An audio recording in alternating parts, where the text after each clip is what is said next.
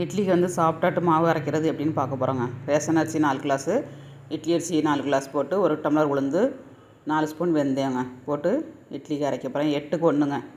அரிசி 8க்கு 1 எடுத்துக்கோங்க, கரெக்டாக இருக்கும். 4 டம்ளர் இட்லி அரிசி போட்டேன், 4 டம்ளர் ரேஷன் அரிசி போட்டேன், 1 டம்ளர் உளுந்து எடுத்துக்கிட போகிறாங்க.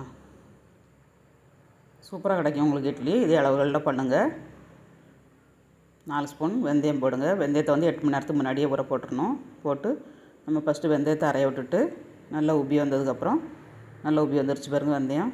இதுக்கப்புறம் நம்ம உளுந்து ஆட் பண்ணணுங்க. உளுந்து ஆட் பண்ணி நல்லா அரைச்சி எடுத்துக்கணும்.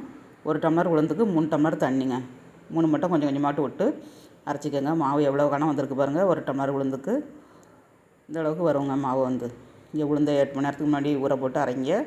சூப்பராக கிடைக்கும் உங்களுக்கு. உளுந்து எவ்வளோ உளுந்து வந்திருக்கு பாருங்கள். இப்போ அரிசியை போட்டு அரைச்சிக்கலாம். அரிசியும் அரைச்சாச்சு. உப்பு போட்டு அரைச்சி வடித்து நல்லா மிக்ஸ் பண்ணி 2 பாத்திரத்துலையாட்டு வச்சுக்கோங்க. பொங்கி சாட்டுற மாதிரி இருந்ததுன்னா, கொஞ்சமாக இருந்ததுன்னா ஒரே டப்பாவில் வச்சுக்கோங்க.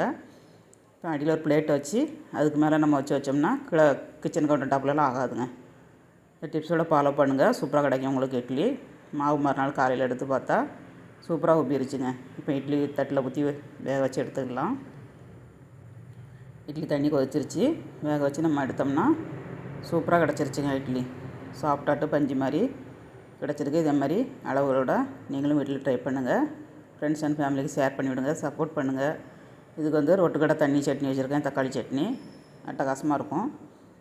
வீடியோ முழுதும் ஸ்கிப் பண்ணாமல் பாருங்கள். அன்போடு சமைக்கும்போது அன்போடு சமைக்கணுங்க. அன்போடு சமைச்சிங்கன்னா சுமாராக இருக்க இட்லியும் சட்னியும் கூட சூப்பராக இருக்குங்க. கரெக்டு தானே? வீடியோ பிடிச்சா லைக்